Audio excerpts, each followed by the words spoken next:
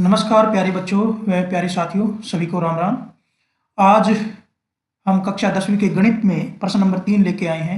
Haryana board के exam के लिए जो बोर्ड में आया हुआ प्रश्न है उसको करेंगे। 3 बार ये पूछा जा चुका है, 3 बार 2018, 19 और 20 में पूछा जा चुका है ना। ये अलग अलग कोड आते हैं तो उनमें आ जाता है, किसी में √5 आ जाता है, किसी में √2 आ जाता है ना, वर्गमूल 2, वर्गमूल 3। इस प्रकार से हम इस श्रृंखला में ये प्रश्न लेके आए हैं। देखिए इसका हल करते हैं, ठीक है। हल में क्या करेंगे, वही सिद्ध जो करना है। √3 एक अपरिमेय संख्या, हम इसका उल्टा मान लेंगे, ठीक है। माना वर्गमूल 3 एक परिमेय संख्या है। क्या है? परिमेय संख्या है, परिमेय, ठीक है भाई। क्या है? परिमेय संख्या है। क्लियर? समझ में आ गई बात? ये क्या है? एक परिमेय संख्या। देखो मैं इसको थोड़ा सा मिटा देता हूं। क्या है ये? थोड़ा ढंग से बना नहीं है, ठीक है। क्या है ये? परिमेय, परिमेय संख्या है, ठीक है भाई। अगर ये परिमेय संख्या है तो इसकी शकल किससे मिलती होगी? √3 बराबर P बटे Q। और यहाँ पर Q क्या है भाई? नॉन जीरो है। P कोमा Q क्या है? पूर्णांक है। क्या है? पूर्णांक है, ठीक है भाई। और P कोमा Q का महत्तम समापवर्तक, मतलब सबसे बड़ा उभयनिष्ठ गुणनखंड, वो क्या है? 1 है। ये इसकी परिमेय संख्या की डेफिनेशन है, परिभाषा है, ठीक है भाई। तो यहां से मैं आपको हर क्वेश्चन में बताया करता हूं, √3 को हम क्या लिख सकते हैं? √3 बटे 1 लिख सकते हैं। तो इसको लिखो √3 बटे 1 बराबर P बटे Q, ठीक है भाई। तो आर पार गुणा करने पर, क्या करने पर? आर पार गुणा करने पर क्या प्राप्त होगा? आर पार गुणा करने पर 1 गुणा P और √3 गुणा Q। तो यहां से मिल गया P बराबर √3 Q। समझ गए? क्लियर? अब यहां लिखेंगे दोनों तरफ वर्ग करने पर, दोनों तरफ वर्ग करने पर, वर्ग करने पर देखिए क्या प्राप्त होगा? P का वर्ग √3 या वर्गमूल 3 Q का वर्ग। तो यहां से आपको क्या मिलेगा? P का वर्ग इज इक्वल टू 3 Q का वर्ग। समीकरण 1 मान लेना यहाँ की यहाँ, ठीक है भाई। और ये आपका रिजल्ट बन चुका है B बराबर AC वाला। तो यहां से A B को विभाजित करता है, B को विभाजित करता है और C भी B को विभाजित करता है ना। ये विभाजिता का नियम है, विभाजिता का नियम है। क्लियर? तो यही नियम हम इस पे इस्तेमाल करेंगे। P स्क्वायर बराबर 3Q स्क्वायर। तो यहां से मुझे क्या मिलेगा? 3 P के वर्ग को विभाजित करता है, 3 P के वर्ग को विभाजित करता है, विभाजित करता है, ठीक है भाई। तो यहां पर मैं कलर चेंज करते हुए ये लाइन लिखूंगा, ठीक है भाई। क्या लिखेंगे? 3 P के वर्ग को विभाजित करता है,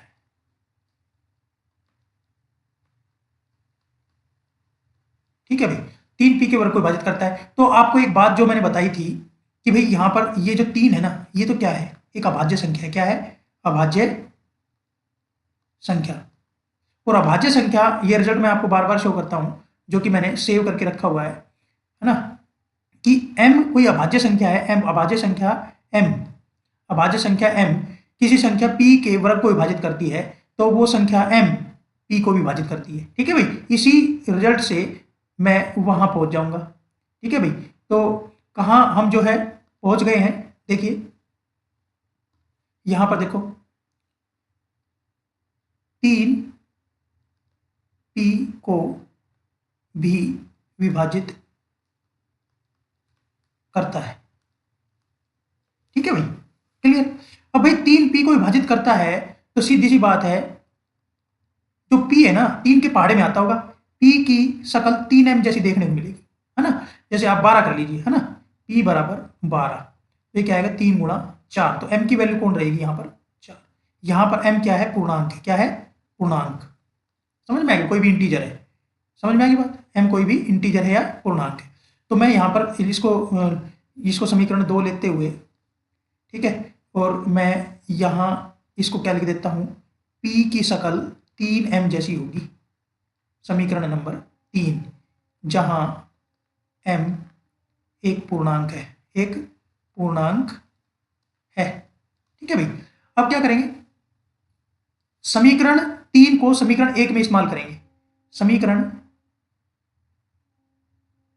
3 को समीकरण 1 में इस्तेमाल करने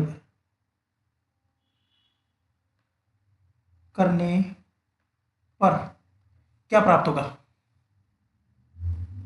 भाई, इस p की जगह आपने ये 3m डालना है। ठीक है, डालो 3m का वर्ग बराबर 3q का वर्ग, तो ये कितना आ गया 9m का वर्ग बराबर 3q का वर्ग। ठीक है भाई, तो यहाँ से देखो क्या आ गया 9m का वर्ग बटे 3 बराबर q का वर्ग। समझ में आ गई बात, क्लियर। अब यहाँ से हम इसको काटते हैं, 3 तिया 9, ये आ गया भाई 3m का वर्ग बराबर q का वर्ग।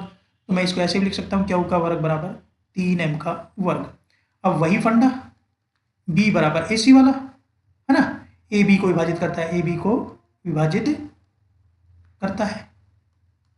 तो वही बात हम यहाँ पर करते हैं कि क्यू स्क्वायर बराबर क्या है 3m स्क्वायर, तो यहाँ से मुझे यही मिलेगा 3 क्यू स्क्वायर को विभाजित करें, 3 क्यू स्क्वायर को या क्यू के वर्ग को विभाजित करता है।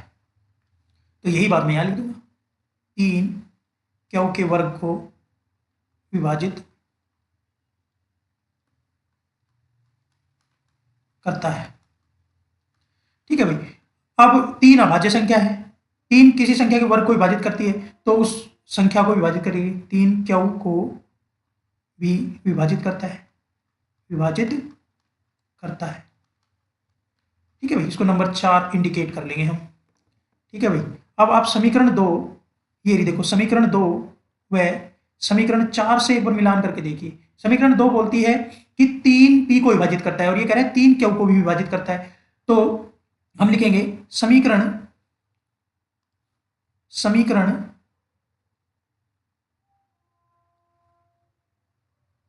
समीकरण 2 व समीकरण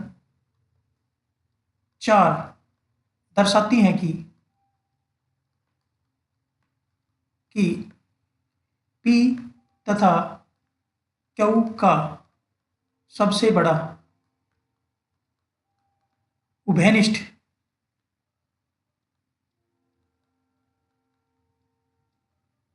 गुणनखंड, सबसे बड़ा उभयनिष्ठ गुणनखंड कितना है 3 है। तो इससे क्या मिला कि उनका महत्तम समापवर्तक 3 है। ठीक है, यह हमारी मानना का खंडन है, यह हमारी मानना का खंडन है। नुके जी ऐसे कैसे, देखो खंडन ही है। ऊपर क्या कहा गया है, ऊपर कहा गया है कि P और Q का महत्तम समापवर्तक या सबसे बड़ा उभयनिष्ठ गुणनखंड 1 है, और नीचे कितना आ रहा है उभयनिष्ठ गुणनखंड 3 आ रहा है, ये तो खंडन हुआ। ठीक है भाई, इसलिए वर्गमूल 3 को परिमेय संख्या मानना गलत है, संख्या मानना गलत है भाई, संख्या मानना गलत है। ठीक है भाई, अतः वर्गमूल 3 एक अपरिमेय संख्या है, अपरिमेय संख्या है। ठीक है बच्चों, मेरे हिसाब से आपको ये क्वेश्चन भी समझ में आ गया होगा। ठीक है भाई, बिल्कुल उसी पैटर्न पर इस क्वेश्चन को आपको समझा दिया गया है। कोई भी क्वेरी हो, किसी प्रकार का कोई और डिमांड हो, तो मुझे मेरी गलतियां जरूर बताएं, है ना, तो उनको हम सुधार करेंगे, आपके सजेशन को तवज्जो दी जाएगी। ठीक है भाई, क्लियर। आपसे मिलेंगे अगले लेक्चर में, तब तक के लिए आपको सभी को राम राम, जय भारत, जय हिंद।